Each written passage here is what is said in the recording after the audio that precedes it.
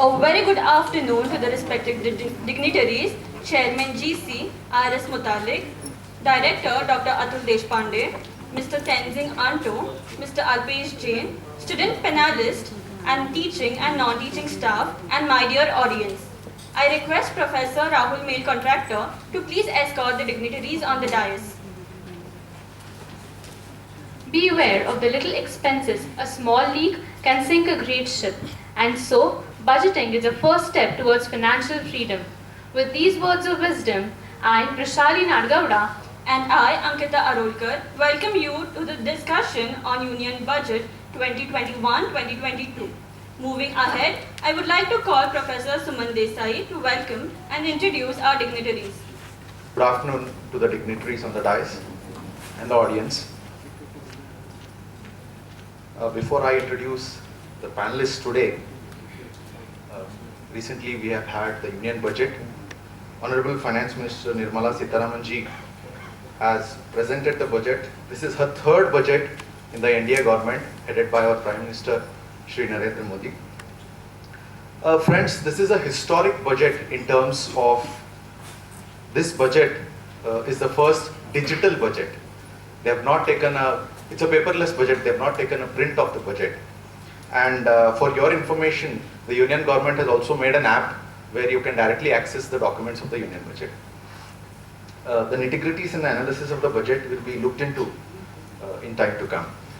Let me now take this privilege of introducing our panelists today. Let me begin with Mr. Alpesh Jain. Alpesh sir did his BBA from Bhatesh College and his MBA from Mumbai, Vigan. Sir started his career with Franklin Templeton Mutual Funds as a trainee and went on to join Reliance Securities. He was with Reliance Securities for 13 years, where he started as center manager and left as the zonal head. Sir then started with his own family venture, Delta Enterprises, which is located in Mache. It's a machining unit. He manages corporate consulting in mutual fund along with running his factory. I welcome you, sir. Let me now introduce Mr. Tenzing Anto. Sir has done his MCom, LLM, he's a fellow chartered accountant, diploma in information system audit. Sir is an insolvency professional. Sir is presently holding positions of partner at Mahesh Tenzing and Co Chartered Accountants. He is a director at MTK Corporate Solutions Private Limited, a very knowledgeable CA. I welcome you, sir. Let me now introduce our director, sir, Dr. Atul Deshpande. He has done his MA in Economics, MBA in International Business, MPhil and PhD in Economics. Sir has a distinct career of 33 experience of teaching, training and research. Sir has worked for 9 years in abroad in countries like UAE, Singapore and Ethiopia. His areas of expertise are economics, finance, research methodology. Sir has authored textbooks to UG and PG programs, has more than 25 research papers in referred journals. Sir has also done consultancy for 3 firms. Sir has a lot of accolades and accolades in his name. Some of them are UGC Fellowship for his doctoral research, Dakshin Fellowship, Lifetime Theatre Award, to name a few. Sir is also a professional writer and a theatre person. I welcome you, sir. We have student panelists with us. We have Ketki, Asha, Anupriya on your left and Vinay to your right. I welcome you. Let me now introduce the moderator for today's session, Professor Rahul Mail Contractor. Professor Rahul is a BE and MBA in finance. He is an assistant professor with more than 10 years of experience in teaching. Sir has taken teaching as a preferred choice of profession and he's a passionate teacher and specializes in subjects of finance, capital markets and quants. His areas of research are behavioral finance, portfolio theory and financial derivatives. I welcome Rahul sir and request him to take the role of moderator for today's discussion. Thank you. It's an honor and privilege to be moderating the session on the Union Budget 21-22. So now it has been 18 days since the budget has been announced, and there have been a multitude of reactions that we are seeing here. Many people have called it a growth-oriented budget. Some have even compared this budget to the budget of 1991, which was given by Dr. Manmohan Singh.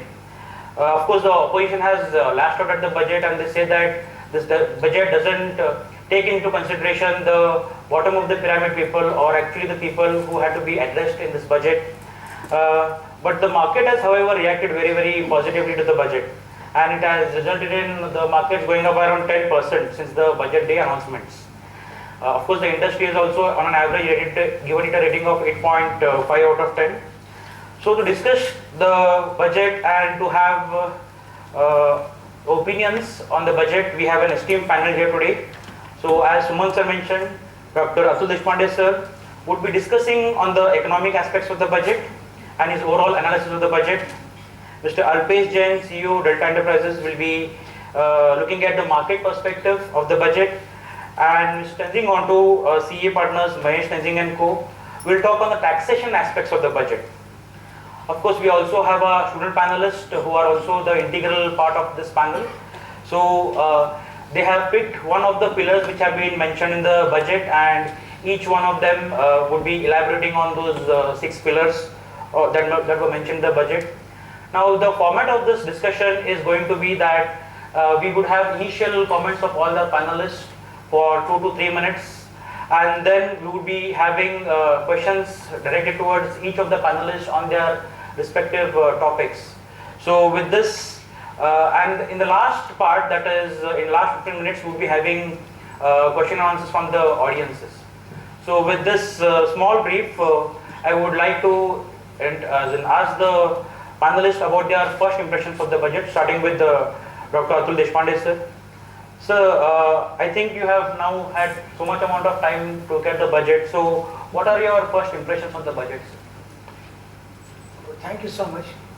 Before I could give you my impression, as director of this institute and as head of the organization, I would like to welcome Alpesh, I would like to welcome Tenzing, I would like to welcome 3 kids here, and also my contractor, my moderator, and also one more student. There are 2 aspects so far as this budget goes. One, this budget is a clear legacy of a couple of previous budgets by the existing government. Second interesting thing, in some perspective, this budget is transparent, no doubt about it. Third interesting thing, this budget definitely is a budget which has had pandemic as a background. So post-pandemic, what was expected of the government has tried to go into it. Has it been directed towards a couple of goals? Yes. There are some pluses, but I have my reservations as an economist on this budget. For instance, there are some missing pillars in the budget. Number one, right from if you start, this is the first budget which has given huge expenditure on health because of pandemic. Let me also tell you one more thing. Education, it has taken some steps towards, but primarily you must understand, and especially the audience which is sitting here, how to analyze a budget. When you try to analyze a budget, you have budgeted figures for the year 21-22. You try to compare these figures with the revised estimates of 2021. And for 2021, you have actual figures of 19-20. Analyzing a budget is an art. Analyzing budget is also science.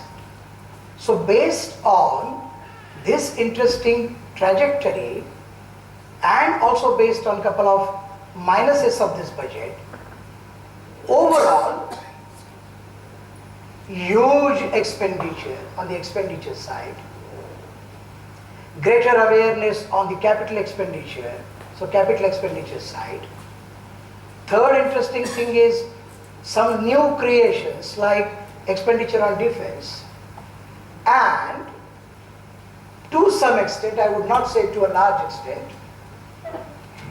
integrating the budget attempt with the economic survey given by Subramaniam. So overall, if you ask me, how shall I rate this budget? I rate this budget on the score of 6 on 10 as an economist.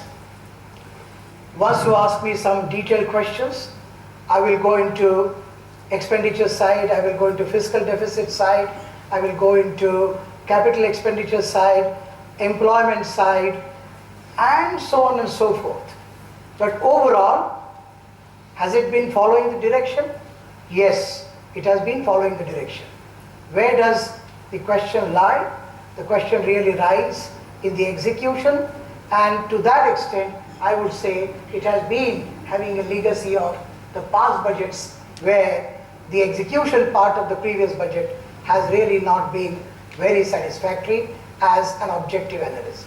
Thank you so much. Thank you, sir. So now I would like to move to Alpesh, sir, to get a market perspective on the budget. So what do you think, sir? How do you see this budget in the light of the markets and the way it has been presented?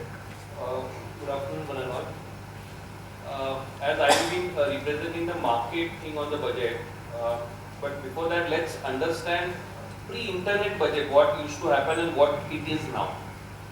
I mean, budget has always been a jargon when it comes to student. I remember when I was a student, budget was something fiscal, so many terms, we never used to understand half of the thing. I am sure all are here on this. Pre-internet budget, what used to happen? I am talking about 80s and early 90s.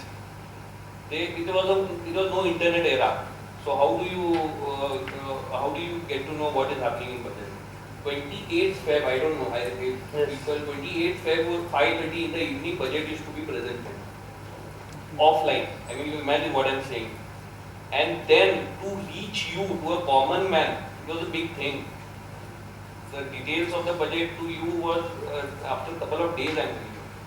The person whom people used to eagerly wait was Nani Palkhiwala. His recommendation, and he was the one who used to speak and give his comments on budget, and the entire country should decide the budget is good or not. The percentage of taxation at that point was 70-80%, custom would be at that level, normal taxes were 80%. So that was the era of pre-internet budget. Now things are completely changed. First Feb, morning 9 only the budget starts, and every second, every minute you would have seen what is happening in budget, and based upon the analysis of the best of best guys in the market, your stock market moves, you would have seen the budget rate was too volatile. That is how this budget works. Now what is happening in this budget, purely on stock market sentiments? What is it happen? I am bullish, I am a guy who is always the best budget. My rating is 10 out of 10. I am a stock market guy, people have made money, my results are shown in the stock market, what is 18, markets are again zooming out. It's not only budget, the markets are, that means something good is happening in the budget for sure. Otherwise, one day yes, next day it has to fall if something bad would have happened. Analysts would have come out with something saying that this was not good budget. But it's been the big good. Now what has happened? Let's understand in short what has happened in this budget. What has government done? As sir said, COVID situation. That was a big challenge for a government. What in the year 2013, if you remember, US was supposed to declare bankruptcy. Why? Too much of spending. Current account deficit. The same replication was seen here during the budget. But the best part what we had was current account surplus. The people were not spending, the corporates were not spending. This is the right time when government had to spend. This is what our finance ministry and the budget is all about. They have taken the package on us because they are spending now. We are in current account surplus, which has never happened in we are always mostly in current account deficit. But it's the time we are in current account surplus. This is the right time for the government to take good calls and spend, which is 6.8% of the GDP, which is a huge amount, and huge stimulus has been announced. Yes, now let's see on the ground how it happens. That takes time. But yes, they've done. Second thing, what they have done during the budget, they have reduced the interest rate. This has happened with the help of RBI and the government. The interest rates have come down. What has happened with this for an individual? Home loans have come down. You would have seen. Never in the history of India, home loans at this percent. If you see, buy 6 roughly. Always home loans were in double digit, 10, 12, 14%. Corporates buying rate was around 5 to 6% in this 3 months time because there was huge surplus, there was huge stimulus given by the government. 5-6% is huge. I mean, corporates were being funded. So 5-6% if a corporate gets, it's a boom to economy and everything goes hand in hand. And that is what you could see a budget, a rally of 500-600 points of the budget. It was not easy. Corporates were finding it good. And that is what it's all about the budget, and it's a positive note. Rest we will discuss in the next question. This is my view about it. Yes, sir. Thank you, sir. Now, as sir mentioned that taxation is always a very, very important aspect of the budget. So that is why we have Tenzing sir, chartered accountant here, so that he's also a keen observer of the budget. So let's have Tenzing sir's first impression on this budget, sir.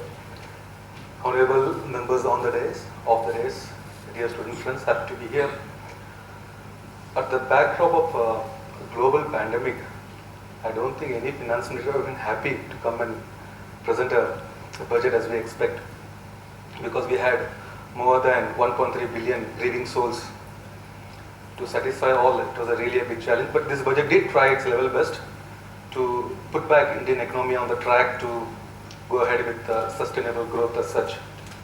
At the same time, when the finance minister was reading part A, she was going with massive initiatives and investments towards health, infrastructure, governance, etc., etc. So I was just predicting the part B, that we are going to have definitely a COVID tax or a COVID cess as such. But very surprisingly, seriously, it's a very big surprise that there was no such tax introduced. So for the first time, I'm a student of tax funds 1998 and I'm studying tax law. For the first time I saw there was absolutely no change in tax rate or a tax slab. There was to be some tailoring thing needs to happen, but the first time it did not happen. At the same time, as a student, you should be very happy that whatever tax rate was there, whatever competition used to do it last year, the same thing you can carry forward for the next year, so there is absolutely no burden for you. But no, the second question did come to my mind, that when there is no increase in tax rate, how this government is going to sponsor its expenditure. Sir is an economist, will definitely tell us in detail, but I did observe that, of course, they are going for borrowings. At the same time, they are going for disinvestments. And for the first time, I heard the word privatization from the mouth of a finance minister. No choice, had to go for it. So definitely, by now you may be aware that a couple of banks are in queue to be privatized, and of course, we have a huge PSU, LIC, whose IPO may come very soon.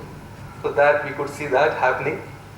And of course, these all things are expected, how to compensate for the huge expenditure. At the same time, I'll just talk briefly on some non-tax aspect which I noticed in the budget presentation. One is they're trying to, finance minister is planning to have a bad bank, nothing but trying to have a asset reconstruction company limited or asset management company to take out the stressed assets or an NPA, what we say, from the banks, so that banks can concentrate only on the core function. That one thing is there. Second thing is, for good news to the stock market, people were practicing a consolidation of security laws. There are around 4 security laws we have. The Securities Conduct Regulation Act 1956 and the SEBI 1992, Depository Act 1996 if I'm not wrong, and then of course Government Securities Act 2007. All will be put together, it will be made one, called as a Securities Markets Code as such. One more thing, very nicely, I don't know, nobody talked on this when I was listening also from other, when I used to listen to some of the people who used to comment in the TVs, finance ministry introduced something like a power distribution company will be given, more choice will be given to the consumers. We have today, we are using, those days we used to use only one BSNL, right? Today we have a good number of options and they compete among themselves and we are benefited. Same thing is going to happen. In Belgaum, I think they have HESCOM, nothing else. Whatever rate they fix, we have to pay. In the days to come, I think we'll have a more number of power sector who can give us some options. It will be good for us. And of course, I think Madam has also introduced One Nation, One Ration card. That is also going to help in the days to come. So these are my non-tax observations, and as we go ahead, I think we can discuss more. Thank you so much. Thank you, sir. I think sir has very well laid out as in the key points in the budget there. So now I move towards my student panelists, and we would, as I told you all, that they would be speaking on the 6 pillars which have been mentioned in this year's budget. So I'd be starting with Ketki, and health has been given a big impetus in the backdrop of COVID, as we have all been saying. So let's hear from Ketki what we have to see on the health and well-being aspect of that is the first pillar of the budget which has been mentioned. So what do you, Ketki? So talking about the health and well-being, so as we all know, a healthy population can contribute to a healthy nation. So this time, the Honorable Finance Minister, while presenting the budget for the health sector, she stressed on a holistic approach to health and also improving 3 areas, that is preventive, curative and well-being. So this year an outlay of 2,23,846 crores has been given to the health sector, which is 137% rise as compared to the last year's budget. So for the brief understanding of the various reforms in respect to the health sector, we have segregated it into 4 parts, that is in respect to the nutrition, in respect to the health systems, the universal coverage of water supply, sanitation, scrapping policy and the COVID-19 vaccines. Well, of course, she would be elaborating this points when coming all these 4 points, key points mentioned in the coming discussion. So now I move towards Vinay, who would be talking on physical and financial capital and infrastructure beginning, right? And beginning with the PLI incentive scheme, that is and development financial institution. So what do you, Vinay? What do you have to say about this aspect? Yes, sir. While talking about the second pillar, which is physical and financial capital capital and infrastructure, while presenting the budgets, our finance minister spoke about 3 things which she is focusing upon, that is creating an institution body, then monetizing of assets, and then enhancing the capital structure. Coming to the PLI, that is production linked incentive schemes, in this budget around 1.79 lakh crores is been given to 13 sectors, and around 57,000 crores is been given to automobile as separate.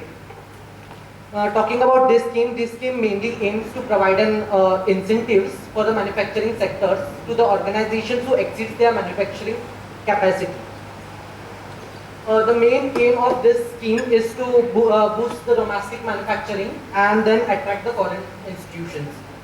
Talking about this scheme, which can be a greater aspect for the production sector, because there was a scheme which is launched in the previous budget, which is Textile and Upgradation Fund, which generally gives a concession of the loans to the companies while starting their business in the fixed assets. But when we talk about this particular scheme, it speaks about you will be not getting any incentives to start a business, wherein if you start the production, then only you are liable for the incentive. So that is the main thing for, in PLI. Then talking about the development financial institutions, which is being given, which is allocated around 20,000 crores. The main intention is to mobilize a fund for the infrastructure. The expected fund can be generated from this particular scheme is around 100 lakhs. Then talking about what the scheme gives us is the scheme can access low cost funding, and then it is can be given to the other infrastructure projects at a competitive rating. In this thing, we can push the infrastructure as well as employment creation can be done. Okay, thank you, Vinay. Now also in the budget, I think many people have accused the budget of being too pro-rich or focused towards industry. So again, one of the pillars which have been highlighted in the budget is about inclusive development and aspirational India, which is also talking about various sectors. That one of the key important sectors mentioned is agriculture. So we have Asha who will be speaking on agriculture and fisheries. So over to you, Asha.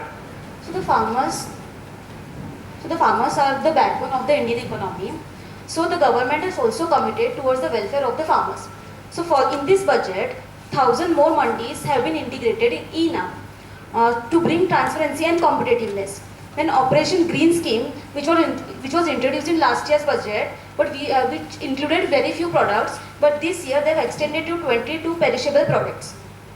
Then the government has also ensured minimum support price, that is minimum 1.5% times the cost of production, which will help the farmers to gain the minimum profits out of the cost that they have incurred. And then coming to the fishery sector, the finance minister proposed substantial investment in the development of modern fishing harbours. So so 5 major fishing harbours are to be set up in Kochi, Chennai, Visakhapatnam, Paradip and Pettuagan to be developed as a hub of economic activities. Then a fishing land center and the inland fishing harbours will be developed along river banks. Multipurpose seaweed has been established in Tamil Nadu to promote seaweed cultivation.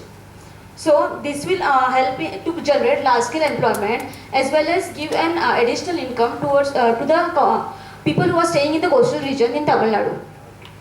So, thank you, Asha. I think if we want to progress towards becoming a 5 trillion economy, as the government says, by 2025, we have to lay emphasis on what is innovation and R&D, and that is the reason why they have also mentioned innovation and R&D as one of the key pillars in this budget. So now I would request Anupriya to speak on this innovation and R&D pillar. Thank you, sir. Finance Minister Mrs. Nirmala Sitharaman spoke about innovation and R&D as one of the 6 important pillars of Budget 2021 and unveiled several measures to strengthen the research and innovation ecosystem of India. This comes at a time when we are witnessing growth of ideas economy globally, wherein the pace of country's technological process is directly proportional to its investments in research and innovation. When Prime Minister Modi announced Atmanirbhar Bharat, his critics wrote the idea off and said, how can India be self-reliant when we don't create our own products? These critics were quick to highlight that India does not have enough research and development to be self-reliant. This is a legacy that India has inherited from those who occupied power for decades. But as they say, where there's a will, there's a way. True to the resolute leadership of Narendra Modi, Budget 2021 takes forward the promise he made in 2019 of setting up a National Research Foundation, an outlay of rupees 50,000 crore over 5 years to ensure that the overall research ecosystem of the country is strengthened and will result in countless opportunities for India to create rather than recreate. Yeah, thank you, Anupriya. So now I think we'll come back to Director Sir. So what do you think is the overall tone and direction that this budget is taking? And in your view, is this budget really going to stimulate growth in our economy as the government has been saying? So what are your views on that? Well, as part of the member of this, if Alpesh allows me to make some comments on what he has said, and also Tenzing, if both of you allow me, I would like to comment on what they have said. But I will take that up towards the end, especially stock market responding to budgetary provisions. And secondly, COVID tax. And third thing, he is talking about interest rate being very at a low level. First of all, try to understand, as I have been understanding this problem. Last 2.5 years, RBI along with Finance Ministry and Government of India have been trying to boost the Indian economy through supply side. All the measures, if you look at, you will find that supply side measures have been emphasized. Our real problem is demand management. We don't have adequate demand in the market. Buyers are not coming to buy. Forget, stock investors may be coming to buy stocks. That's a different story. But so far as regular commodities, regular services, in addition to that, COVID impact, let me tell you, prior to COVID also, the Indian economy was going through recessionary trade. As recession has been defined in a technical sense, if you have 2 consecutive quarters of negative growth, that's recession. Is Indian economy going through recession? Yes. Prior to that, prior to COVID. So the initial blow was 23 point some percentage negative growth. Second blow was 7.7. Now, economic survey says we will be growing at 11%. Subtract from 11, 7.7. What is left is the expected rate of growth by 2025. Second interesting thing, please try to note, one of the empirical studies says that if government spends on revenue account is your day-to-day happenings, and revenue account is that account which neither creates any asset for you nor reduces your liability. That is a revenue account. Capital account is that account which either creates asset for you, like I buy a machine and I spend on buying of a machine. That is my capital investment. So, very interestingly, you should understand that the revenue expenditure multiplier in the Indian economy is much higher than the capital expenditure multiplier. Therefore, as an economist, I feel that couple of steps that government, for example, if you look at the capital expenditure, since you have asked me a question about growth, your capital expenditure, you're planning for increase in capital expenditure to the tune of 26% and odd some decimal, fine. Where is this capital expenditure coming from? Apart from regular sources of borrowing and all that Tenzing was mentioning, you also have thought of, a couple of new things like disinvestments. But let me tell you, India's experience of disinvestment proposals is not very encouraging. You can test the data last 10 years. If you keep on disinvesting and if you really aim at generating funds by way of disinvestment or disinvesting, that's not really helping Indian economy grow. So what will happen? What will help Indian economy? The only thing now required is your demand management. One of the empirical studies tells me direct transfer of cash from the government to the pockets of farmers. This also has very, very low impact on the purchases of the buyers in the market. So what this government has done, and I'm really looking at this now, government is taking the indirect route of investment expenditure.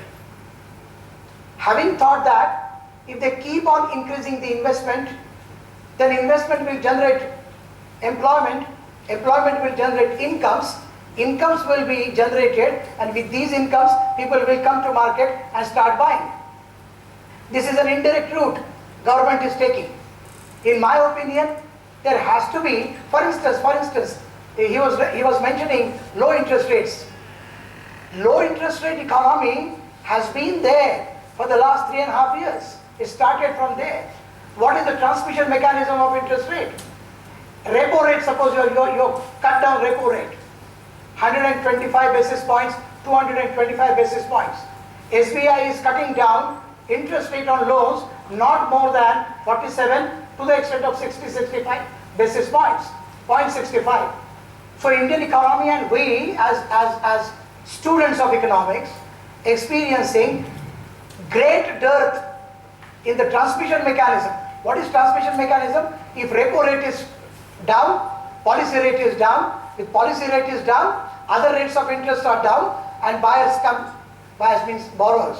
Borrowers will come, borrow money, put money as investment into businesses, start businesses, run down on inventory, create new demand. Is that happening? No, that's not happening. Therefore, low interest rates. From now onwards, I keep on telling my investors, interest rates will always be having a downward trend now. Global trend is downward trend. And so, when we are talking about growth as such, if at all, now you are talking about 14.4 or 14.5% of nominal growth on one hand. To reach nominal growth of 14.5, what kind of investment? So what is the stimulus? Fiscal stimulus. Fiscal stimulus, again one of the studies says that 4.7%. So you have allowed a deficit 3.5, correct? Budgeted deficit 6.5. So 6.5, 9.5. 9.5 minus 3.5. 6. How are you going to reach at 6 is a big question from now. So I would say by 2025, the Indian economy will reach in the range of 4.2, 4.5 in terms of GVA, gross value added, real growth, not the nominal growth. And now coming back to Alpesh's point, I'm really surprised looking at the stock market. First of all, real factors, real variables and nominal variables, one of the serious allegations to these people, hey, look at the budget, man, the stock market is going up. What do you mean by that? Stock market goes up if tomorrow someone really, sneezes in some corner. Stock market keeps on responding the way stock market wants. Unfortunately, in India, stock market and real factors are not integrated. Stock market is a financial market. Shall stock market grow? Yes, it should grow. But budget has got a positive impact on stock market, and therefore stock market has crossed, Nifty has crossed 15,000, something has crossed 55,000. Yes, we were expecting that, but now again the correction started in the stock market. So in my opinion, I'm an empirical economist, I would now say that this correction will start, which is again a natural phenomenon. And Alpesh, my opinion is stock market, right from Dow Jones, industrial stock market is clearly following the random walk hypothesis. What is random walk hypothesis? You can ask Sriran or you can ask any finance guy, what is random walk hypothesis? Stock market is absolutely non-linear in its fashion. Today, it will give you 55,000. Tomorrow, it will give you 35,000. And next day, it will bring you down to 10,000 when nothing is happening. Somebody has not slept. Suppose Modi does not sleep. For 12 hours, stock market will respond. So I go by fundamental analysis, I go by technical analysis. I'm pretty well and I'm pretty clear on what is fundamental analysis and what is technical analysis. If tomorrow this man, after having got some position, if he says something that Germany, Angela Merkel will be elected again, 5th time, a chancellor, stock market in the globe will go up because Angela has been doing very well in Germany. Against which Russian Putin is coming down. Oh, Putin is coming down, stock market will come down. This is called random walk hypothesis. So stock market, Alpesh, with due respect to you and with due respect to your efforts into the stock market idea, I want productivity, I want labor to be productive, I want land to be productive, I want every resource to be productive. Then, my dear friend, growth will come down in terms of GVA. Okay. Thank you, sir. I think that was quite a rebuttal of the fact that the stock markets are going up. But the market seems to have clearly thought the other way around, sir. And that is the reason why we are seeing the markets reacting very, very positively. So, do you see this market rally continue, sir? Or do you see any correction in the near term as per the current trend which is going on, which has been highlighted here? Okay, again with due respect, sir, I'm sure all will agree to my point now. Before I talk, I'm sure they agree to this. I will also agree, don't worry. Yeah. As sir said, yes, couple of things, yes, I agree to him on this. There is no concrete thing which should support a market to go up at this level. Perfectly fine. But let's talk about the other way also. This market has come the long way. Your Boffa scam, this scam, everyone would have seen the Harshad Mehta scam by now, I'm sure. Yeah? So I'll go into that thing now. So big, huge scams are happening in all over India. Both first scams were huge, the biggest financial scam ever anyone could have. Still markets are up. Still markets are rallied. So many things would have gone against India, against the world. The COVID was what? I mean, it was the no one. The world was down to the knees.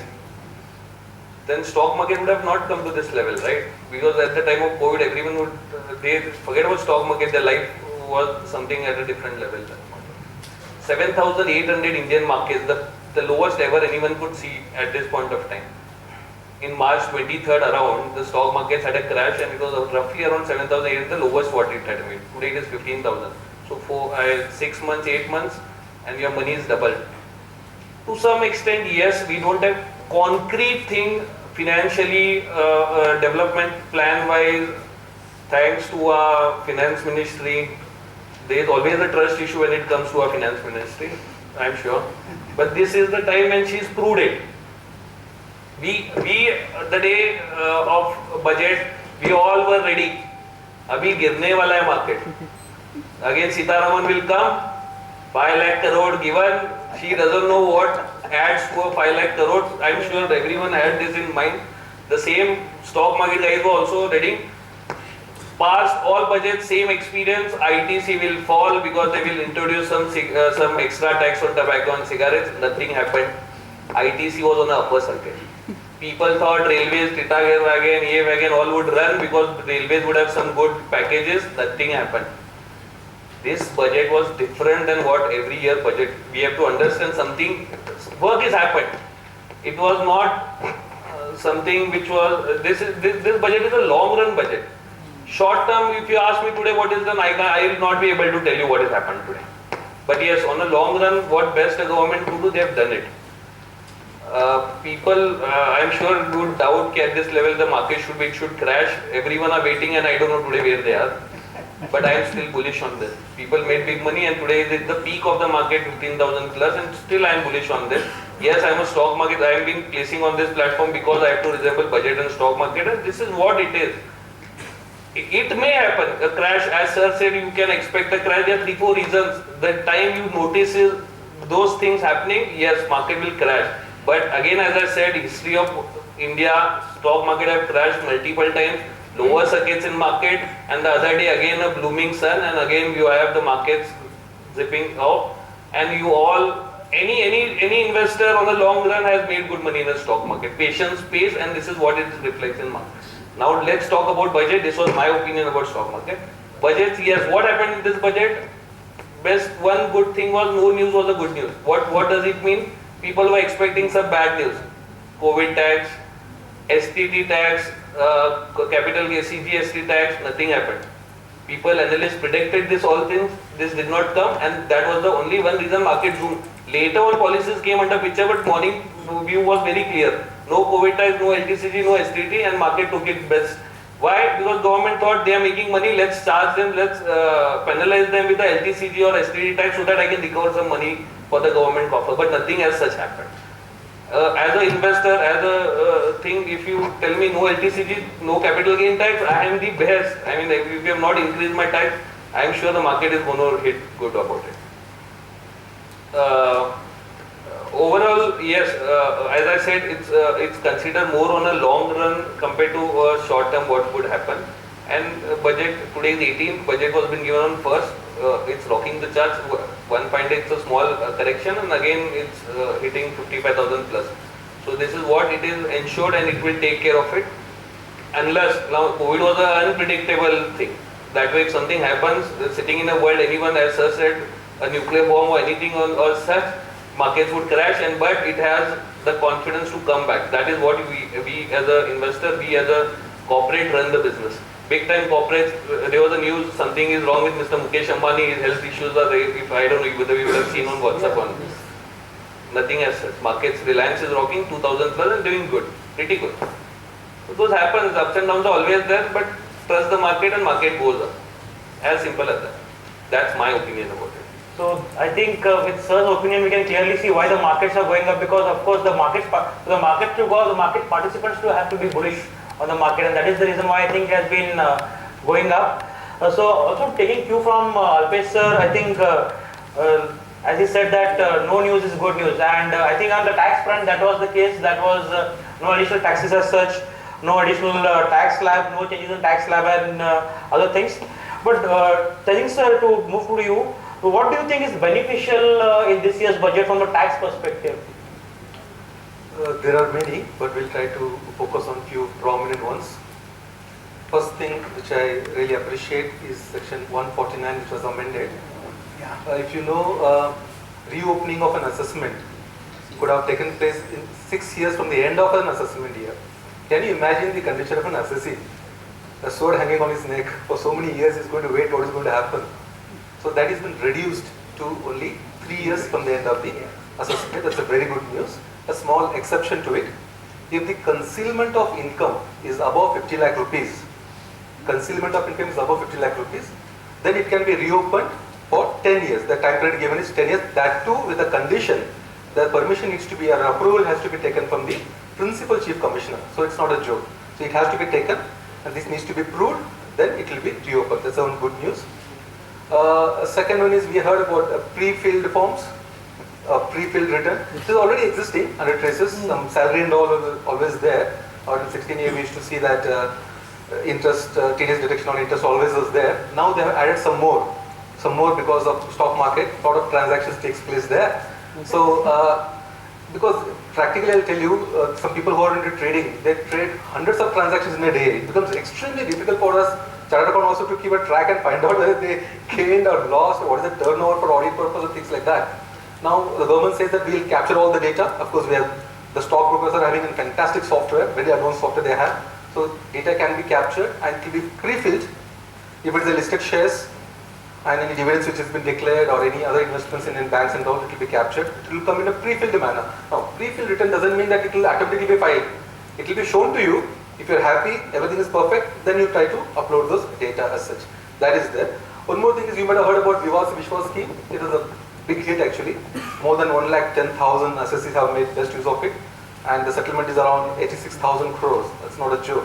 So somehow government thought that we need to continue something like this. So they have opened up a provision under section 245MA, dispute resolution committee. A dispute resolution committee will be established. Under that, a small assesses, like if his income is around 50 lakh rupees, the dispute of income is not exceeding 10 lakh rupees, he can always knock the door of a dispute resolution committee and try to get this matter settled. That's one. One more good news is section 43CA. This is in relation to safe harbor limit.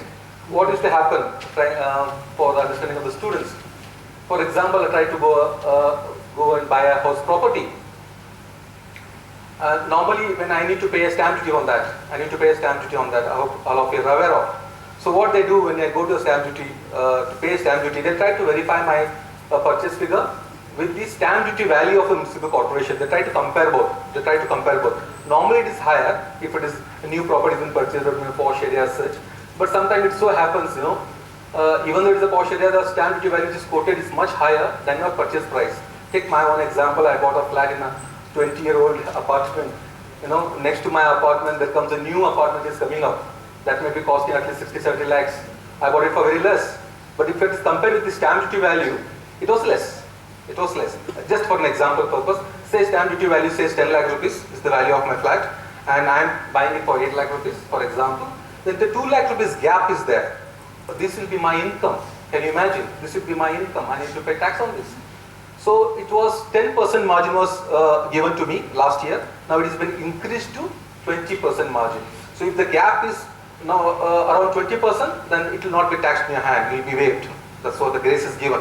So that is one good thing. One more good thing to the assessees, but bad to me as a chartered accountant. There is an amendment in section 44AB. It talks about audit. So if a turnover is more than 1 crore, you need to get your books of accounts audited. There is a small exception to it.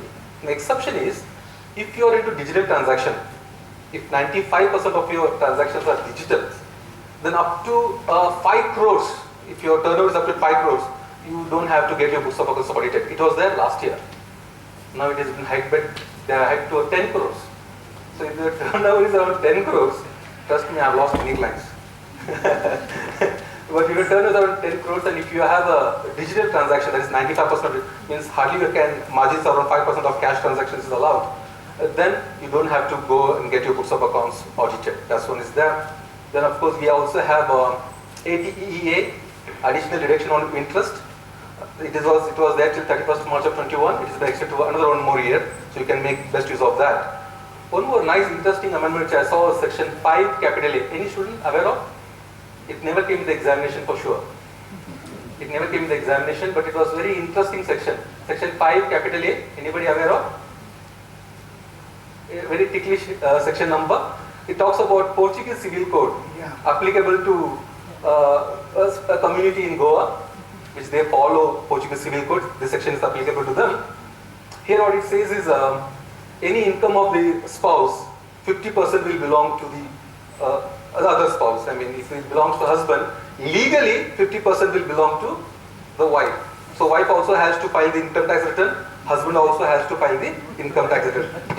Imagine a situation. You're laughing because of 50%. Trust me, I give my 100%. And she pays no tax. She pays no tax. On top of that, I also will pay tax. Trust me, I get message in my mobile phone that this much money is withdrawn. That's what I get. Everything is in her. Please don't tell her, she's not here, so I dare to say this. What happens is, if for example the husband's firm needs to get audited, then I have a privilege of filing my income tax return on 31st of October, not on 31st of July. Now, if my firm has to get audited and I have a privilege of filing it on 31st of October, this privilege was not given to my spouse. She was supposed to file her return of income on 31st of July. There was an amendment made in this budget saying that nothing to worry, even the wife can file the return on 31st of October. These are few prominent things which I noticed in the budget, which is very, very positive. Yeah, so thank you, sir, because I think you have thrown light on a lot of aspects which of course we commoners won't be aware of, because it is too technical for us to digest that. Now I'll take you back to the 6 pillars mentioned in the budget. So now Ketki will talk to us on the emphasis which has been laid on the budget in the backdrop of the COVID pandemic and the health infrastructure and health system that have been included in this year's budget. So Ketki? Yes, sir. So as rightly said by sir, in the backdrop of COVID-19, some substantial increase has been made in respect to the health systems.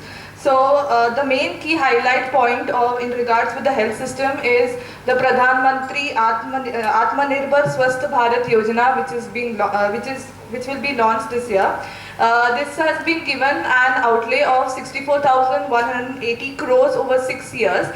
So what this scheme will be expected to do is that it will increase or it will develop or strengthen the existing national health institutions and also develop new institutions which can help to cater or to cure the emerging diseases. So under this scheme, various new inclusions have been also introduced. So I would like to mention some of them. That is setting up of integrated health labs, and around 3,382 block public units is to be established in 11 states, and also the NCDC, that is the National Center for Disease Control, is to be strengthened with its 5 regional offices and 20 metropolitan surveillance units. And also an expansion of the information portal which will help to connect all the labs across the state. And also there is regarding the setting up of 15 operational health units and 2 mobile hospitals. So I think amidst the COVID-19, these are the various health infrastructure they have done. So I think because we are as in the time, because of time constraints and other aspects, I would request you to again also enlighten us on the nutrition part of the healthcare system which has been there, so that we can cover more points in the given short frame of time. So I would like to say about the nutrition that is mentioned in the budget. So to strengthen the nutritional outcome and outreach, the 2 important schemes, that is the Supplementary Nutrition Program, which was launched in 1970 by the Department of Social Welfare, and the Mission Poshan that was launched by PM Narendra Modi in the year 2018. So these 2 schemes, which mainly focus on improving the nutritional outcome of the people, they will be merged, and a new scheme called Mission Poshan 2.0 will be launched this year. So the main aim of this mission will be to improve the nutritional outcome across 112 aspirational districts. So this is in regards with the nutritional aspect. Yes, thank you, yes, thank you, Ketki. Now Vinay, I think he'll talk on the monetization of the assets, because I think in this year's budget they have made a huge number of 1.75 lakh crores for disinvestment. So Vinay, could you enlighten us on the asset monetization pipeline? So when we talk about asset monetization, let me go with the basic. It is a process of unlocking the investment which government has made previously and which didn't turn out to be so profitable for the government. So government is trying to monetize that particular assets which government already has. Talking about, as the our finance minister said, this initiation will be taken by NHIL, that is National Highway Authority of India, and then PGCI. So these both bodies will be taking an initiative in this particular process, wherein this says that this will be done to InvITs, that is Infrastructure Investment Trust, wherein the pact says that around 5,000 crores are being transferred to NHIL InvITs and around 7,000 crores is being transferred to PGCI. So this can be one source where they can meet the expenses. Then talking in this further, finance minister said that the Niti Aayog will be looking at the next set of properties which need to be monetized, and specifically they have mentioned the airports for the commercial businesses. Talking about railways, the railways also monetize their dedicated freight corridors. In this, what happens, they have invited the private players which can affect the efficiency of the operations as well as they can draw down the logistic cost which can help the manufacturers. Thank you, Vinay. I think in the light of the pandemic, I think we were exposed to the plight of the migrant workers, and the opposition was quick to point out that no emphasis was given on the plight of the migrant workers. So is there anything in this budget, Asha, with regards to the plight of the migrant workers, and has their issues been addressed? Yes, sir. So the COVID-19 pandemic was a humanitarian crisis that engulfed the world. So it highlighted the challenges that the migrant laborers and workers faced, and which was ignored in the previous year's budget or the budgets which were presented so far. So in this year's budget, as Sir said, One Nation, One Ration Card scheme has been introduced by the PM Narendra Modi, which will benefit the migrant workers to claim rations anywhere in the world. And then women and workers are also allowed to, the women workers are also allowed in all categories, including the night shifts, with adequate protection. And then the government has also proposed a portal that collects information on organized labor force, migrant workers, especially to help and formulate schemes regarding food or education to the migrant laborers. And then minimum wage scheme is been applied to all the categories of the workers. So which will come under Employee State Insurance Corporation, which will help to improve the standard of living of the laborers. That's it, sir. Okay. So now I would go to Anupriya. I think since demonetization there was an emphasis on digital payment. So anything on these lines, that is the digital payment technologies, and I think they have come up with a national translation mission. So could you enlighten us on that, Anupriya? Sure, sir. Digital payment technologies are an outcome of innovation. These are those which kept India afloat during the demonetization and global pandemic. Power of innovation has resulted in India being able to provide cheapest data rates in the world. So to give a further boost to digital transactions, the budget 2021 provides rupees 1,500 crores for a proposed scheme which will provide financial incentive to promote digital modes of payment. While knowledge has no barriers in a country like India, with diverse language mix, knowledge sharing becomes challenging. So Budget 2021 announced a new initiative, that is National Language Translation Mission, which will enable the wealth of governance and policy related knowledge being available on internet in major Indian languages. Yeah, so nice. Thank you, Anupriya. So I think I'll move back to Director Sir. So do you think that you spoke about the missing pillars in the budget? So could you please throw some light on those missing pillars?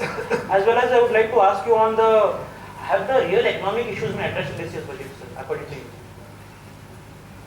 First of all, all the panelists have been talking about a couple of new things that budget has introduced. That is why initially I said budget is on the right direction, no doubt about it. The first real concern and the missing pillar is fiscal deficit. Now, most of the empirical studies last 10-15 days coming from RBI plus IGI-DR Bombay and other institutes, fiscal deficit predicted or deficit, budgeted is 6.7, 6.8. Interestingly, this fiscal stimulus is 4.7. So 6.8 minus 4.7, the gap would remain. Interestingly, since Tenzing is here, I would like to add one more thing. This budget does not talk about any admirable growth in tax revenue, but it does talk about admirable growth in non-tax revenue, which is in fact something very interesting.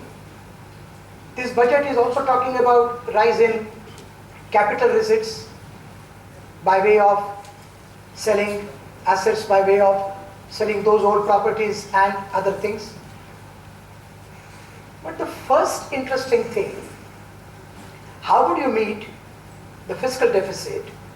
By way of borrowing, by way of selling, by way of asset monetization. Did we not try these things? We did try these things in the past. Though the scale was lower, now the scale I have to look at. So this is first thing. Fiscal deficit to be kept in check. And for that reason, essentially, the real growth rate should go up. How to go up? I mean, how to make real growth rate go up from the demand side, demand management, from the investment side. So it's a hodgepodge. It's a combination of supply management and demand management, and the third is income management. Second interesting thing, this budget has not touched upon job losses, unemployment. Let us look at Manrega. In last 2 years, especially after COVID, the number of people registering themselves at Manrega has been continuously increasing, but the expenditure in the existing budget has been curtailed on Manrega, Mahatma Gandhi National Rural, which is in fact not correct, which is not good. Third, she was talking about health, that this budget has really been talking about rise in health. I would like to brief all the audience here. Though allocation for health and well-being has been raised to 2.24 lakh crores, or an increase of 11.2% for the first time, but the allocation for health research, number 1, nutrition, number 2, health and family welfare, number 3, have been reduced by 34.4%, 27% and 9.6%. This is really a cause for worry. Fresh allocation of 35,000 crore is for the vaccination program, but water and sanitation allocation, though getting bumped up by 25 to 52%, but the expectation was more. Manrega, I have already said, Manrega, the budget has been reduced by 73,000 crore rupees from 1.12 lakh crores in 2020-21 revised estimate. Another interesting thing, when we are talking about National Research Foundation, capital expenditure, service sector. Now look at this. Though the service sector is expected to witness a contraction of GVA, that is gross value added, of 21.4% in 2021, but the budget has not proposed any revival plan for sectors like tourism, hospitality, entertainment, education, etc. And overall fiscal consolidation, if you look at, well, you are talking about rise in capital receipts, rise in non-tax revenue, you are talking about huge expenditures on investment. But again, I feel with these pitfalls, with these missing pillars, look at the revenue expenditure side. I think, how do you see this? Because I think also in the light of so much information, and how do you see the investment environment post this budget? I think the market has been enjoying quite a nice run from here. But as an investor, what kind of reason products you might suggest the investors to stay in? Because I think, as you said rightly, that in the long run the market has done significantly well. So what will be your opinion for the investors? What should they do? Okay, to the point, looking at the investors front, yes, it's a long run. What we're talking about, a long run. No need of worry. Investors can relax, trust the markets, and things will take care of it. The past legacy of India also is proved it time on, with so many negative news around. They have proved all the investors for sure have far beaten the FD rates. So I'm sure they would be happy, more than happy, because there's no other instruments apart from FD if they've invested in the market on this. The point of view varies upon whom. Now, if I am very bearish on market, so I'm a bull basically. I'm talking today, whatever is the I'm talking as a bull. People would have seen Harshad Mehta's scam. Harshad was a pure bull. He was always bullish on the market, right? He was always on the buy side. You could have seen. They were bear also in the same movie. Who were the bear in the same movie? The Citibank guys. Those guys were always looking for market to fall. They were bear. So if I have anyone bear, he would never agree to my point of view on this. And there's nothing wrong. He's also right on his front. He feels that this is not the right, maybe 55,000 is not the, at Indian economy and what inflation and what risk we are standing on. This market should not support a bear. Would always have that in mind, and I am 100% with him on this. Because that's something called as technical and fundamental. But I, as a bull, because I've seen markets so closely, my past legacy of the market, I am always on the bull side. So yes, your question, what an investor should do? As a bull, I am again telling you, on a long run, no need to worry. Indian legacy has always been strong. It will take care. Government regulations are perfectly at its place. It's not, the market doesn't work on emotion. Yeah, I feel people used to say that gold will go up because it is Diwali. Very myth, I am telling you. India has no hardly any percentage of towards the gold. US will decide what will happen to a gold. I sitting here can't say that gold will go up or down. Those are all international commodities, and government sitting there will decide. We as India have very limited role when it comes to gold. So that way I predicting it is also a different thing. But my personal opinion, yes, on a long run, we trust this government, trust these markets. But yes, strategies differ. Again, I am telling you, strategies differ. Blindly investing and going for a long run, no. Strategies change. After this budget, many strategies have changed. What was happening before this budget? FMCG were doing good, metals were doing good. No, but now after this budget, your sectors would differ. Your real estate would start doing good. Banks, healthy banks would start doing good. So that way you should know after post budget where you want to invest your money. So if you change your strategies, your asset allocation is on the right thing, yes, you will make money on the long run and trust this market. That is what I have to say about this. Now I think because of the paucity of time, what I'll do is now I'll just take the final reaction from each of the panelists. First I will be taking, coming from Director Sir to complete his point, and then we will go around and take final comments from each of the panelists. Okay, everybody is fine. So first of all, I'm very sorry for inconvenience because of this climatological changes. The throat, I'm very sorry for that. My apologies. I was driving your attention to inflation targeting. RBI thinks that inflation +2 -2% targeting will help us. Fine. So what do you expect now inflation to be? And that too also core inflation or headline inflation, which inflation, food inflation, what inflation really? Interestingly, the first question you asked me about how do I rate growth, that is one essential thing. Fiscal deficit I was talking about, and suddenly my voice got damaged.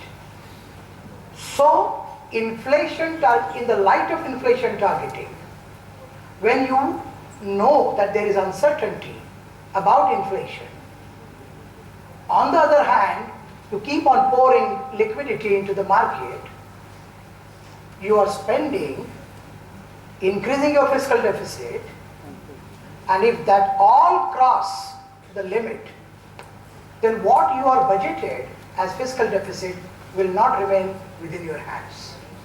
And that's a caution I would like to give today on the occasion of this budget discussion, a panel discussion. As an individual, as a student of economics, I feel this fiscal deficit is a big concern in the budget, which has not been addressed very clearly. This budget is doing, like last budget, plenty of programs, plenty of expenditures, allocations. Execution is something. Right, sir. So I think before we move to Tenzing sir for his final comments, I think so, I would like to get Alpesh sir again back on. Sir, if you are planning to invest in the market as of now, would you suggest the investors to go in directly, or would you suggest them some other product like mutual funds and other, so that I can take benefit of this market? What would be your suggestion? Yeah, see, again it depends on one-to-one. If you understand markets well, you track markets, you know dynamics of markets, yes, you can directly invest in the stock market, some blue chip companies, and you can do it. But again, all good guys have come, all have made big time losses, so the markets are not, no one can predict basically, whether it's me or whether it's Mr. Rakesh Jhunjhunwala or whether it's the big time guys also would not be able to predict. Whenever markets are up, they are there on the news and they take the credit of it. When markets are down and then they make big losses, they are not never seen on the media. I always say, Alpesh, market is run by Gujaratis who take 18 glasses of tea every evening. They run the stock market, none of us. So I'm a Marwadi, so I am. That's in my blood. So this is what the point was basically. But one thing we missed out, one negative thing on this budget was in a mutual fund there is a debt instrument. 60% of the investment is in debt instrument. That is basically the funds which are business funds, which are idle. Say a company like Infosys, they have huge money idle in their bank account and they are planning to use that money say after a month, 2 months or anything. Those money has to be parked in a safe investment. So those all money goes in a debt investments or a liquid investments of a mutual fund. After this budget, because of interest rate and all these things, debt investments have started coming down. 8 to 9% is what year on year Indian history is given in a debt, but now it has reached to 3 to 4%. That is a worry. 60% of the fund is of mutual funds and debt. So asset allocation again. If you track the market, not necessarily you would be aware about all these things. So people have changed from debt to a credit risk investments, which can give a 6 to 7%, not at least 8, 9 whatever is to give. FD, a good time FD which was 8, 9 is now 3, 4 after your tax. So basically market dynamics have changed after budget. So that is a negative if you ask me as an investor. If you start doing the same thing what you used to do pre-budget, no, you will end up not making money out of it. So you have to be aware what and keep a dynamic asset allocation as per what government wants basically. Thank you, sir. So I think you highlighted the positive points of this budget with respect to taxes. So there might be some adverse points as well as the challenges that we will be facing with respect to the tax aspect. So could you just briefly, if you can consolidate those points in maybe a few sentences, and then we can hear on that aspect. Basically, I'm a teacher. Putting it in briefly, I'll try my best.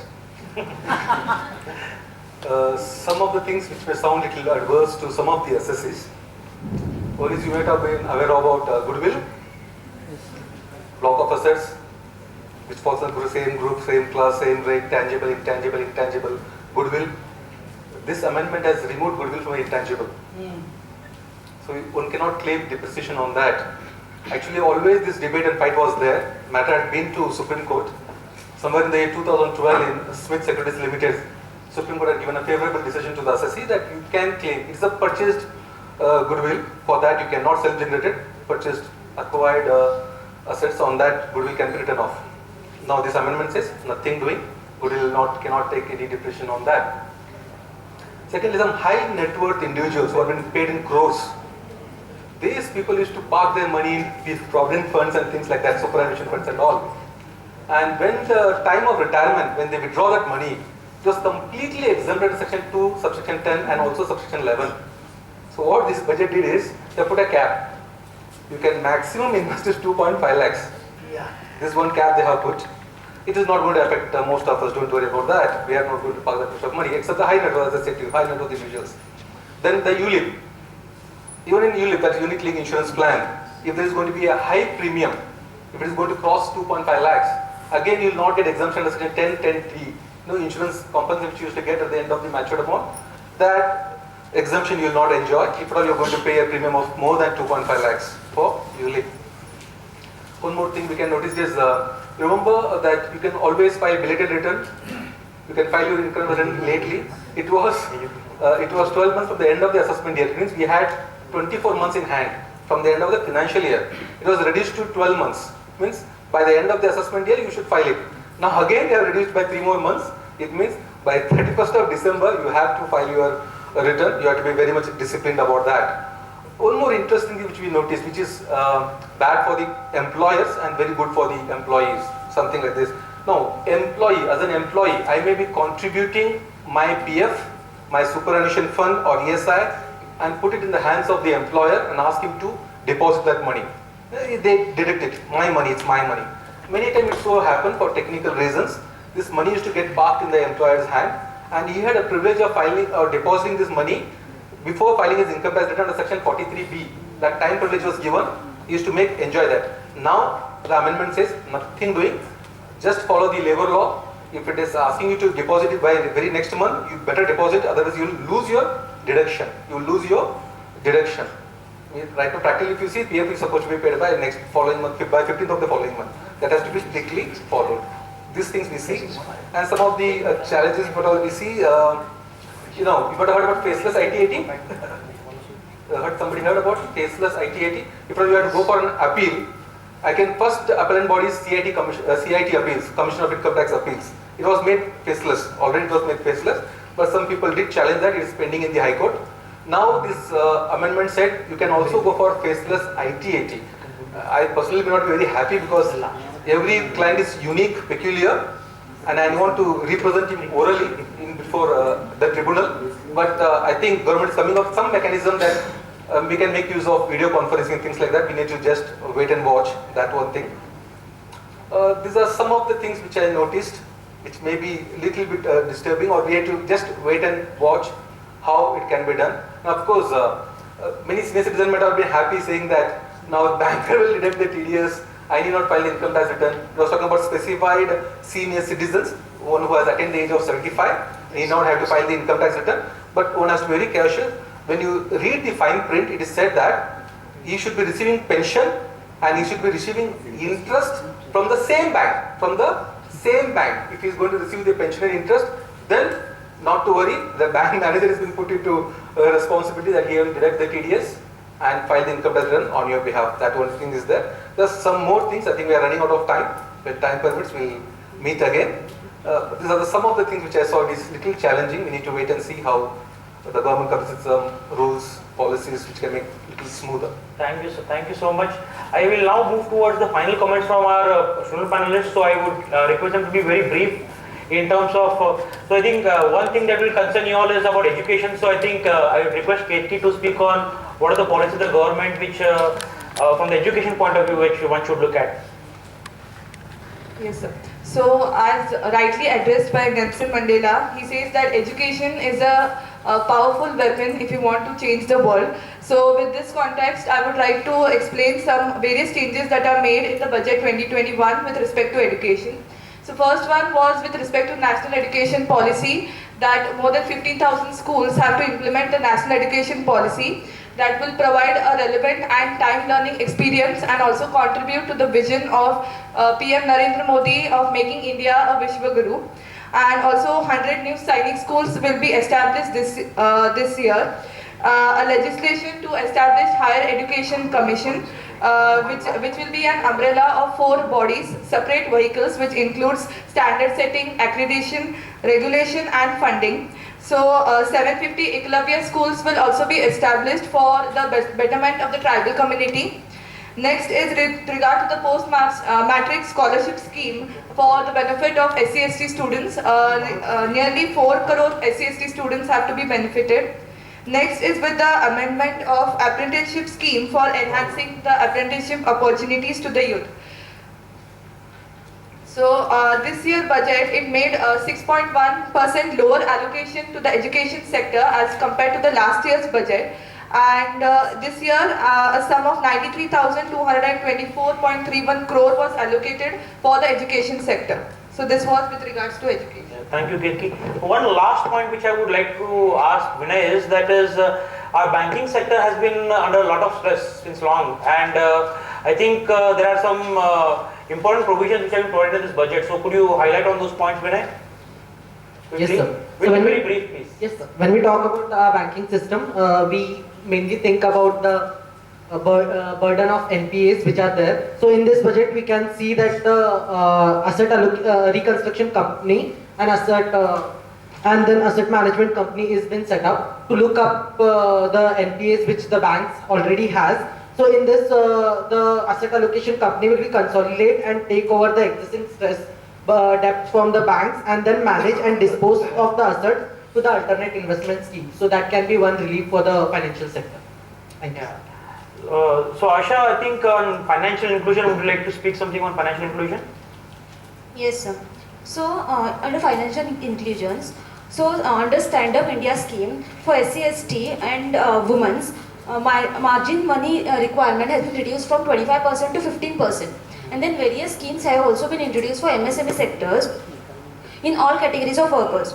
And then also introduced various schemes like Pradhan Mantri Jan Dhan Yojana and Pradhan Mantri Suraksha Bima Yojana, Atal Pension Yojana. So these various yojanas have been introduced under financial inclusions, which will help the workers as well as the geeks to invest more and save more. Yes, thank you, Asha.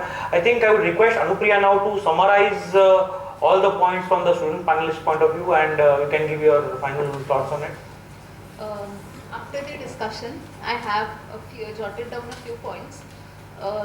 With the discussion, I understood that the budget is one of the most positive budgets India has seen till date, and the ease of compliance has increased radically.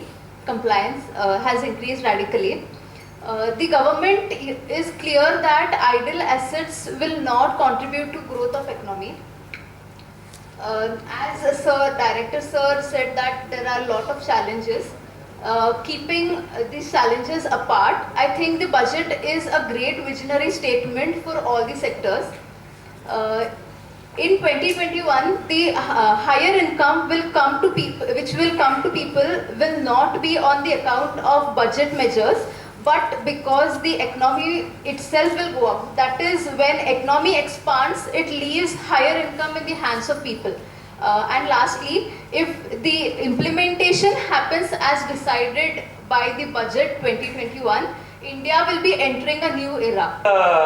We will take a few questions from the audience. So if anybody has any questions. Good evening to all the panelists. Of course, it was a very interesting discussion. My question is to Director Sir. The question is, sir, how does this budget include common man in its kitty? Because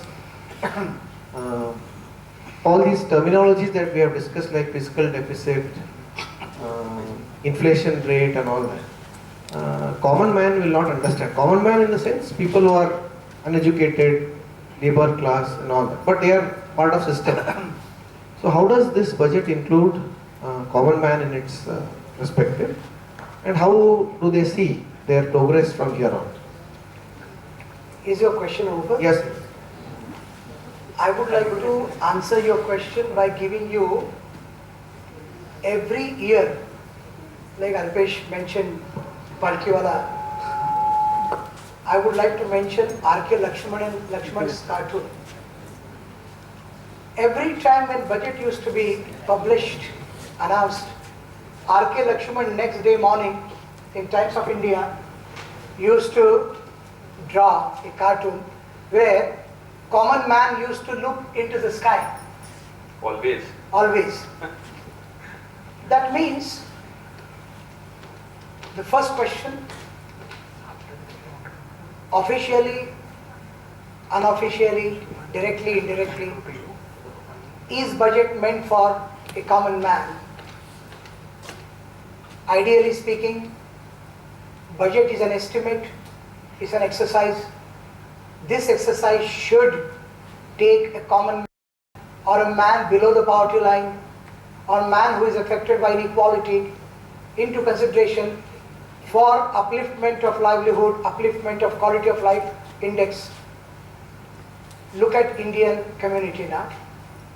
So far as the entire activity goes, 3/4 of the activity is into the informal sector, 1/4 is only into the formal sector. When COVID was experienced and is being experienced, people started migrating from one state to another state. Nobody really has had a policy towards that. Later on, some people started thinking of a policy.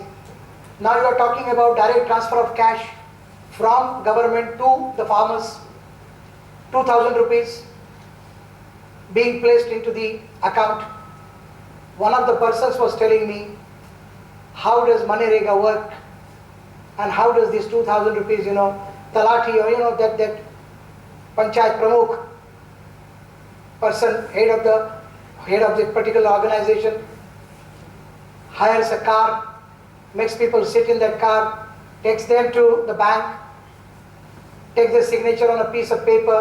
Out of 2,000 rupees, 1,500 is taken away, 500 rupees is given, is a reality in the Indian scenario. So when you're talking about direct transfer of cash as a budgetary provision, is it really reaching to the masses, to the poor people is one question. Manrega is second, budgetary provision. This time in the budget, expenditure on Manrega has been cut down. Respected Modi, Prime Minister of this country, has announced a couple of schemes. If you really make statistical assessment of those schemes, you will find that those schemes have been successful 40%. Remaining 60% is yet to be implemented, executed. While Modi sir is not responsible for that, it is the system in which things are being rooted. Therefore, a budget can be made a policy document which may address poverty, unemployment, these issues where actually common man will. What does common man want? Common man wants a square meal. Common man wants basic needs to be fulfilled. Is the budget giving that? First of all, Alpesh wants budgets to stock market to flourish. Sir wants budget to take care of corporates through taxation. Economist wants budget to have balanced picture. When there are three views here, how does budget really address a common man scenario? It has got potential capacity to address, but it's really through different schemes, execution of schemes. I have mentioned 3 schemes, there are other schemes also, but the success of these schemes is partial in India, is hardcore reality. Thank you, sir. Anybody else would like to ask a question? Yeah, I think they're backside. Good evening, sir. Sir, I wanted to know about, there are no tax changes, but every year there is introduction of new cess, which is indirectly affecting common people. So I wanted to know your views. And the second question is this budget really having a vision of 5 trillion Indian economy? I think the first question I'll address it. I think so he's saying that he says that the cesses as a is no change as such, but the government has made modification to some cesses. I think in that. Agriculture, I think cess. Sir, this year there is an agriculture cess which is having 2 rupees 40 paisa on petrol and 4 rupees on diesel. So which is directly affecting the inflation. But I think essentially, so no, I think, but essentially, what they have done is the effective price doesn't change, right? What they have done is more allocation will go towards the center rather than the states. As in, the additional cess which you have charged directly goes to the center. So effectively, the price I think remains the same. So I think there is no direct impact on the consumer as such. That is what the finance minister said in the budget speech. That is, there is not going to be any additional impact on the consumer as such. So they have just made some adjustments, and accordingly, the cess has been charged. Of course, sir would like to say. No. What is your question, my dear?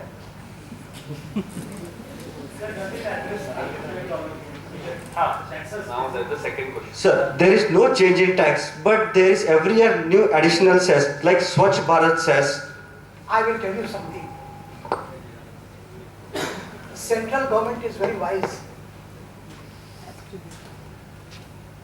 Now 15th Finance Commission recommendations are out. Singh साहब ने अभी दिए हैं वो. Very beautiful work he has done. You see what central government has done over the years in India. Surcharge cesses have been increased. It is not mandatory on the part of the central government to share any contribution through cess and surcharge, unlike the income tax proceeds. Now income tax proceeds, you know, 15th Finance Commission talks about 41% devolution. From 42%, the 14th Commission suggested, but because of, you know, this especially low growth rate, low base growth impact, it has been brought down from 42 to 41. My dear friend, you have given an example of petrol.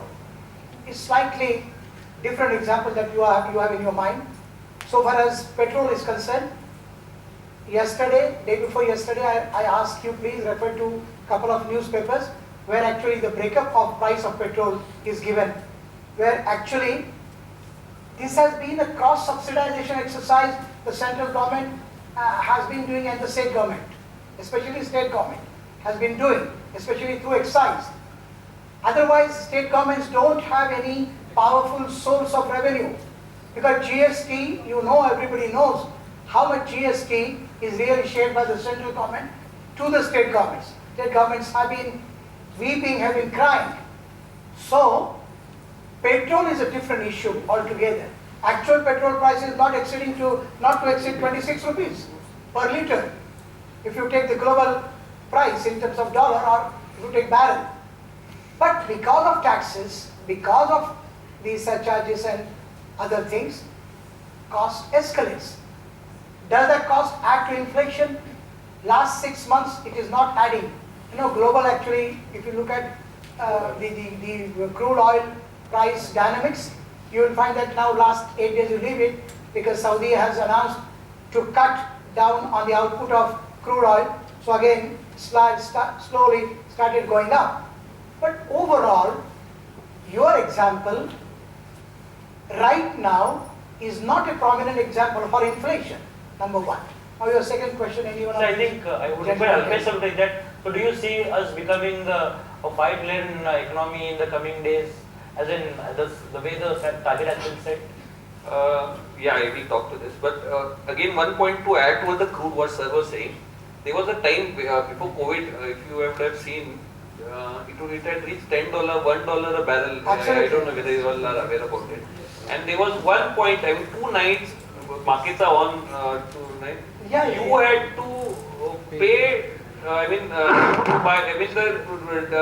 barrel was free for you in short. What it meant. Just to correct it, in fact, the company was ready to pay you to take the case. Yes, because they had no storage. But that was only 2 days phenomenon. 2 days phenomenon. So the point here is what your cess or additional whatever, that is a state driven what sir was wanting to say. The main exact component what you're using, that is the crude, that is petrol, is 26 at present, which was some point of time free also for you. So that mechanism is something different and not in anyone's hand on this.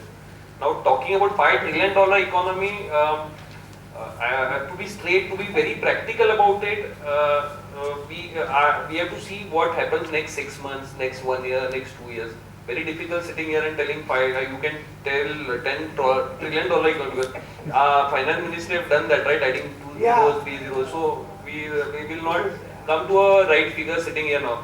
COVID hit, which was unexpected. Anything may hit, nuclear bomb may hit anytime, say, and then your trillion is gone. So talk 6 months down the line, yes, practically possible ki we may grow, what would happen. Now the challenge here is again the petrol price going high, the US yield bond is at 1% for 10 years, if that goes high, 2-3 important points, if that breaks then everything will break, your economy will again shatter. So those are in no one's hand as of now. Even US doesn't know. In 2013 the US were not planned to get into recession or declare bankruptcy. That can happen all of and you are not aware of it. So let's not think what would happen. I want to add one more thing. Of the total petrol price, all taxes, state taxes, have a proportion of 63.4%. That means 100 minus 63.4 is the actual cost of petrol. Number one. And so far this trillion, actually, I agree with Alpesh. Finally. No, on certain things I would certainly not agree, because I have been studying stock market as a student for last so many years, and not only that, I'm an investor. Once upon a time I was a trader also. My point is, some such questions are political slogans. They have nothing to do with actual data, empiricism. You as student, if this question has come to your mind, I'm very happy that I and your students have started grooming over unrealistic questions. So that's really hypothetical question. And hypothetical questions make you research more. So I welcome you and study this by yourself, whether India will become a 5 trillion economy. He was referring to current account surplus, but there were 2-3 prominent reasons why our current account went into surplus. But that's not something to be taken, you have to be proud of. So overall fiscal deficit is my enemy, and revenue deficit also, because if unfortunately, I'm going to pay my capital losses through interest income. Where do I stand actually? As a financier, as a finance person. If I keep on paying through interest, and I'm interest on interest, it goes on. So that's the thing actually. So please study that. Thank you, sir. Thank you for the. So I think do we take one more? The permission? One more. So one more question. If anybody has, yes. Good evening, sir. So as this discussion started with the stock markets and all, sir, this is the first union budget where stock markets, Nifty and Bank Nifty rise up like anything. They are still in the post. So is this stock market manipulated by big players of the market? I want each comment from Atul sir, Alpesh sir, and as well as Tenzing sir. One comment each. I will start with my core.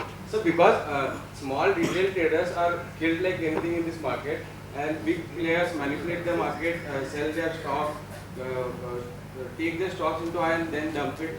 So is there any reason, or what I think is this stock market is manipulated by big players in the market? So I think this will address to Alpesh sir because it is his core area. So I think I'll in 2 points I'll clear this thing. First of all, people are retail people are killed.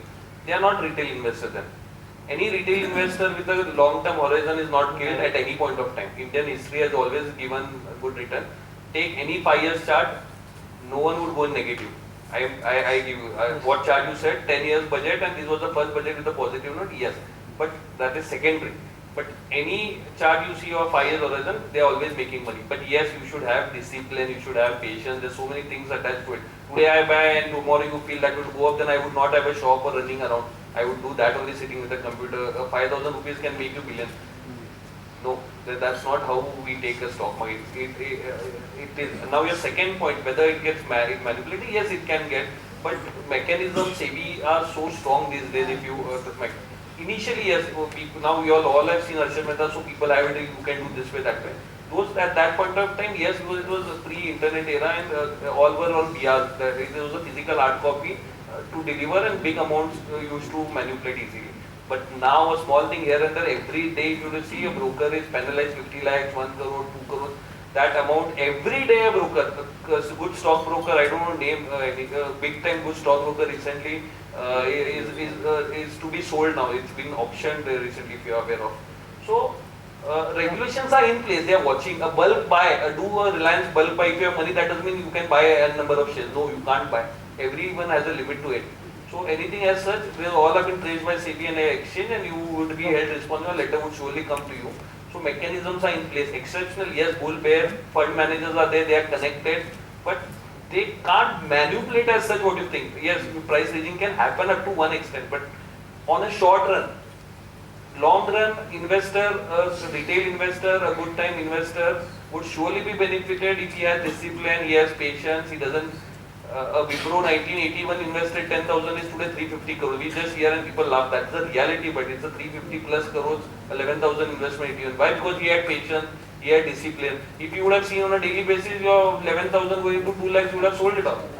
All get say like. But the 350 crore because he has patience, right? So this is what it is.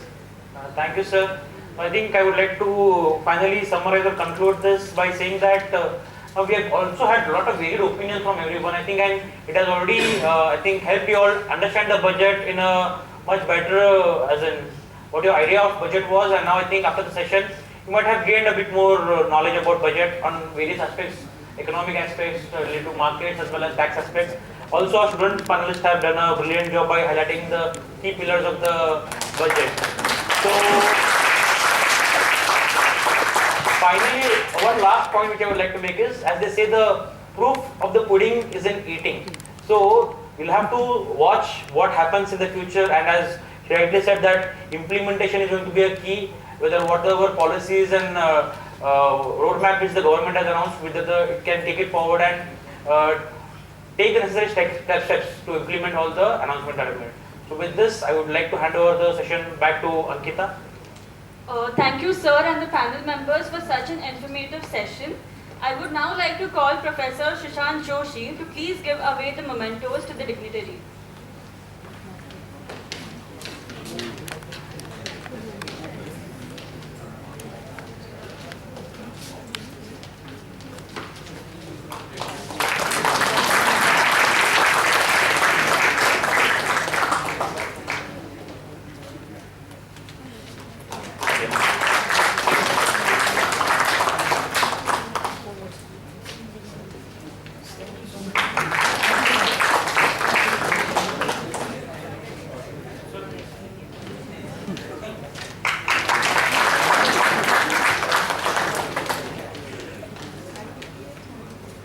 I would now like to call Rushali to propose the vote of thanks. Good evening to one and all present here. I, Rushali, take this great privilege to propose a vote of thanks. I would firstly like to thank our director, Dr. Atul Deshpande, and the management for giving us this opportunity to conduct the session. I would also like to thank the panel members, Mr. Tenzing Anto, Mr. Alpesh Jain, Professor Rahul Veer Contractor, Professor Shashank Joshi, and Professor Suman Desai sir. I would also like to thank the student panelists for having such an informative and knowledge-gaining session on Budget 2021. I would also like to thank our technical and non-technical staff, without which this event could not be possible. Last but not the least, I would like to thank our student coordinators, without whom this event would not be possible. I would also like to thank the audience for giving such an active participation and showing great interest in the event. Thank you to one and all present here. Have a good day.